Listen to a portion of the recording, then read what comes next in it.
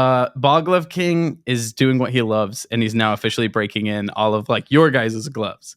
I cannot explain how many people have asked me to do that for years. The dip method has been kind of life-changing. Really? So we've done a lot of hot water treatment in the past. Mm-hmm. I want to say that's not ruining your glove, but dipping it in room temperature water, double dipping it in room temperature water has been life-changing. Glove hammer. This glove hammer right here, this is what TSA went ahead and tried to confiscate from him. I would say that as far as weapons go, that's like a pretty prehistoric weapon is what I would say. Like,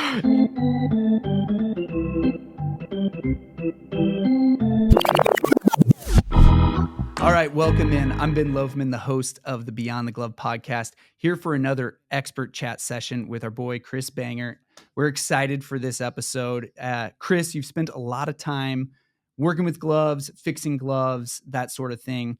I imagine that you have come in contact with a lot of different tools for fixing gloves or repairing gloves or breaking them in. Am I correct?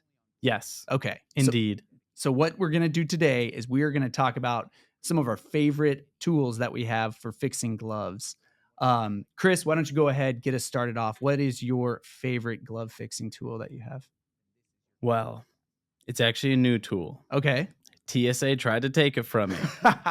Actually, before you show everyone, I do have to say, these are the funny texts that happen between people that talk about gloves a lot and they meet up to have podcast conversations. So I texted Chris before he flew here to Kansas City. Chris is from Chicago. I go, hey, can you bring out your glove hammer thing?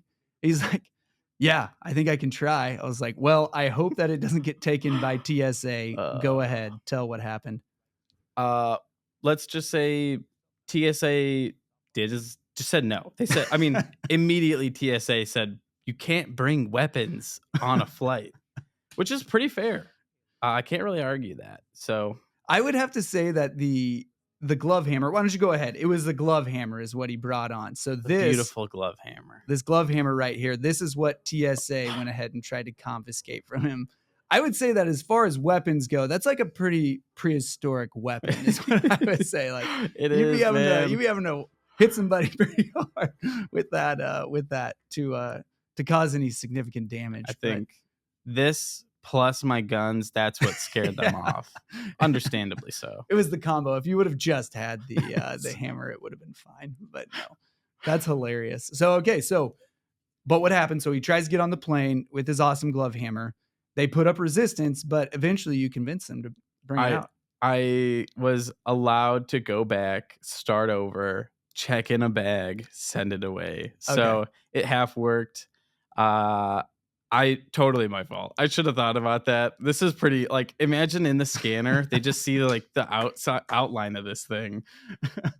Oh, that's funny. I'm wearing like army pants that totally had every reason to not trust me. So that's funny. Adam, you can edit this out of the podcast later if you want. Adam's our producer. But one time I was on a plane and it was around Christmas time and I had a poop emoji plunger that I was giving for a gag gift. And they flagged it at first. And I was like, it's a Christmas present. Yeah. The guy was like, okay. And he put it back in there and let it go through. But that is kind of funny. Awesome, actually. So, but back to the glove hammer. Here we go. Yeah. So in the end, the glove hammer, life-changing when I started using it. I mean that. So the reason I'm taking this as like one of my picks is I personally enjoy glove break-ins probably the most out of anything to do with a glove.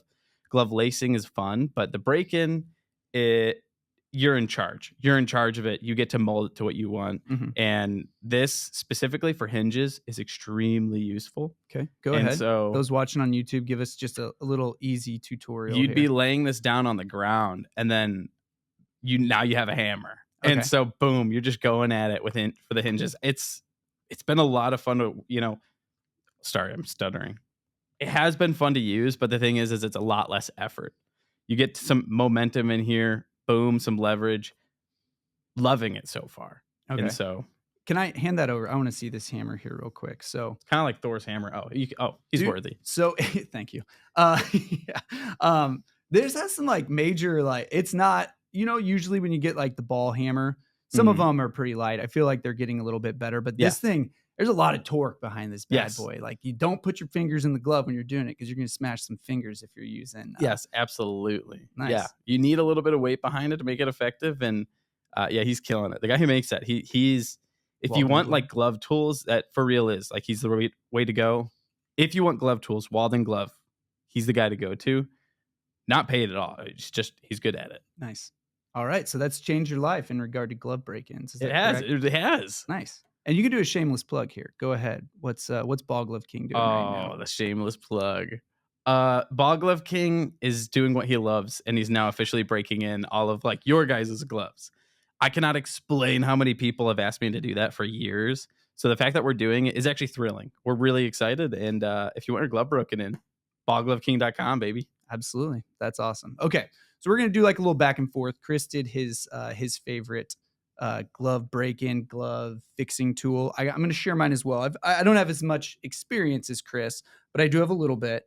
And I'm gonna say that my favorite, one of my favorite tools is the glove lacing needles. So before I had one of these, I remember watching my dad when I was little use this bad boy. And these are really hard to use in my opinion. Yes. Have you used one, Chris?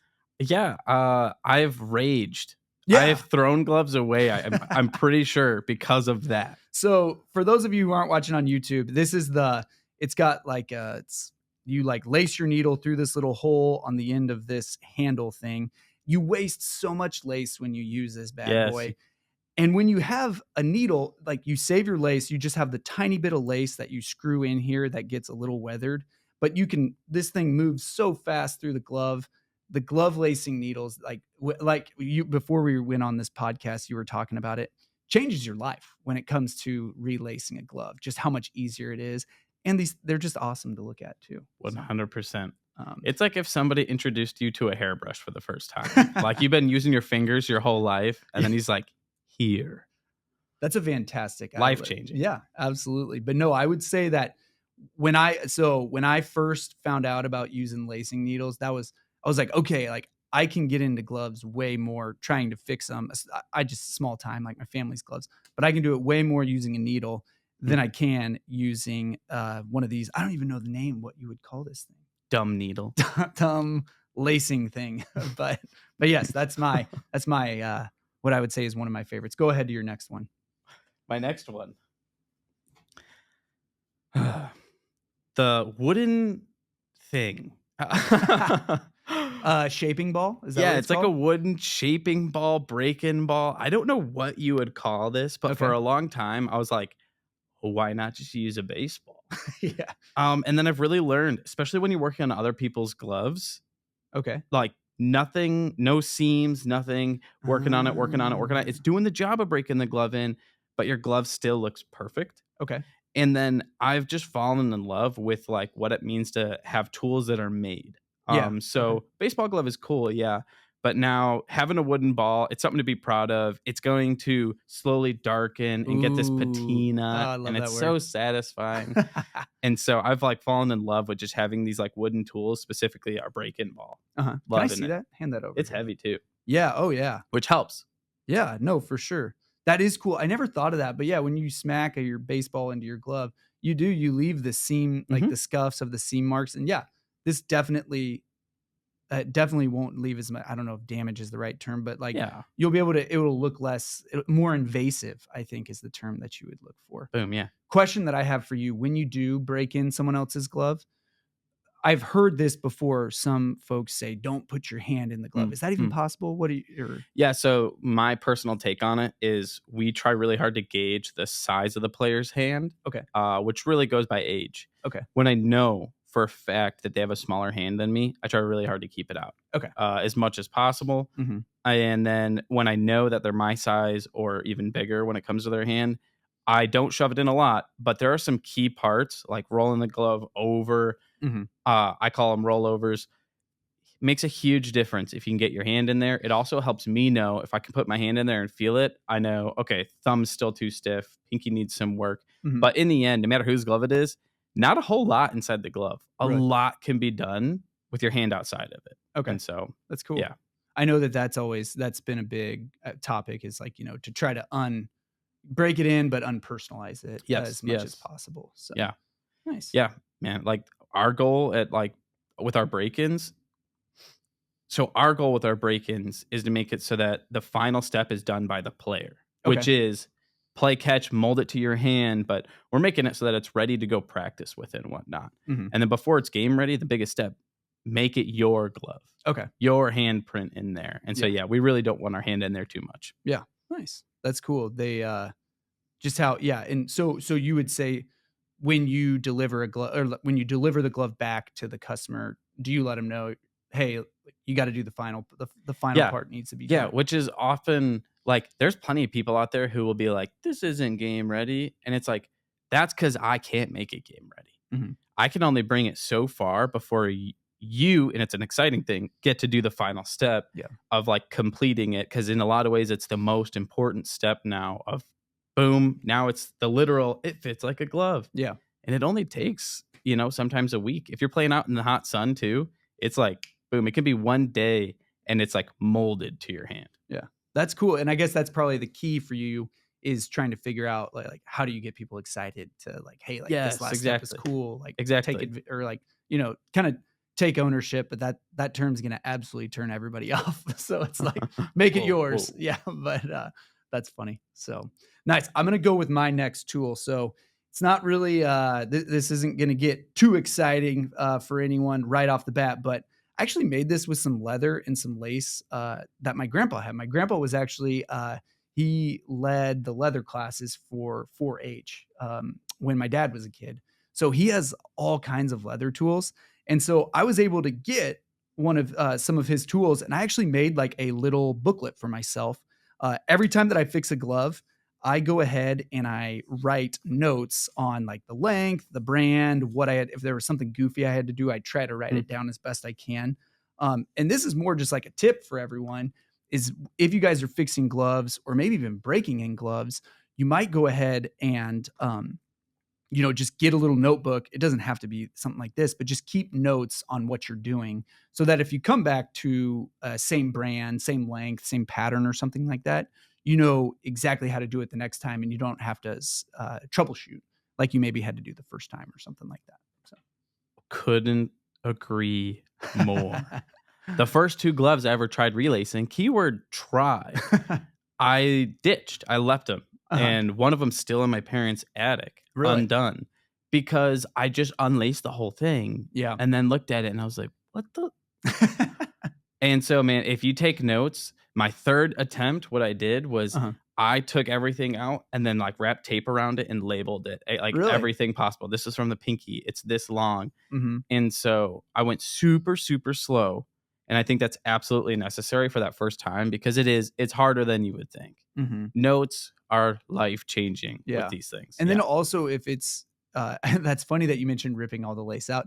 I think every person has to do that the first time. Like when you get that feeling you're gonna relace a glove, you just rip it all Yeah. out It's before exciting. it is. And 100%. then you're like, I don't know what to do next. No, yeah. It's terrible. But no, that's to also another thing that I've done is just get your phone. Like if you don't have a stand, you can like stack up some books Yes. or something like that and pull the laces out, and that way you just follow the reverse process. Yes. 100%. And it's not super easy. It still always requires a little bit of Mm, troubleshooting, especially if you're doing it the first time, but it does help a lot. yeah. So, Oh, absolutely. but yeah. So, any other tools? Is there anything else when you are breaking in gloves that you use that you don't have with you right now? I guess H2O if someone wants to have their glove dunked I in will there. say the dip method has been kind of life changing. Really? So we've done a lot of hot water treatment in the past. Mhm. I want to say that's not ruining your glove, but dipping it in room temperature water, double dipping it in room temperature water has been life changing. Uh-huh. Do you remember that glove that was flat as a pancake? Yeah. It looks like this right now From a because double of the dip? dip method. Really? It revived it like crazy. Okay. And so it's very efficient, less bleeding of any colors. Okay. That's probably my 3rd pick. I'm like currently obsessed with dipping it in room temperature water. Okay. So Fantastic. just really fast, what does that process look like? Do you stick it in, keep it down there, pull it up? Go ahead. So I'm always learning. Okay. But right now, what I'm doing is between like 20 and 30 seconds in, Uh-huh. and then pulling out, let it drip a little bit, but then back in from something like 5 to 10 seconds. Okay. And man, it's cool because the water, like if you do the hot water treatment, you're just pouring it over. Yeah. That water goes away pretty quickly. Okay. It takes like 48 hours for like a normal glove to dry after dipping it. It takes a lot longer to dry. Okay. It's not ruining your leather, just to be clear. And holy cow, like if you want to shape your glove to super specific, like your super specific needs, it is insane. It is very, very like my number one way to go right now. And so I've seen a video before where they've dipped the glove, they took off the heel lacing. I've seen someone do that. Yes. Do you do that or do So you? I don't do that, but Okay. it's something that we're currently working on. Do we want to do that? Okay. And I know some people anywhere where there's knots, they'll untie those because those knots will have that slight extra chance of like bleeding off. But if you untie them and kind of like let them loose and do while you're breaking the glove in and everything, Uh-huh. you're not going to have any problems. And Gotcha. so, yeah, we're currently like working it out. Do we want to do that? You know, the heel is like unlacing the heel is a big deal. Mhm. If for anyone who doesn't know, if you're gonna unlace a heel, like that's a lot of work. And so it's really fascinating watching guys in Japan because that's what I'm trying to learn from. Yeah. A lot of different approaches, all are very good, and we're trying to currently craft the BGK break in, and it's Mhm. honestly a ton of fun. Yeah, that is fun. I don't know. In the United States we have the Osso method, and Mm. that's it. There's no other method that has a name or anything Yeah, like isn't that that. funny? So I think that there's definitely a lot of runway for that idea Oh, to grow absolutely. forth. So Yeah, absolutely. And like we don't like to like keep secrets. The same way that also it's like it's public information. mhm, We want to make sure when we find this amazing way that we think works fantastic, mhm. we're telling people. We want you guys to know. So yeah. Nice. Well, thanks for sharing.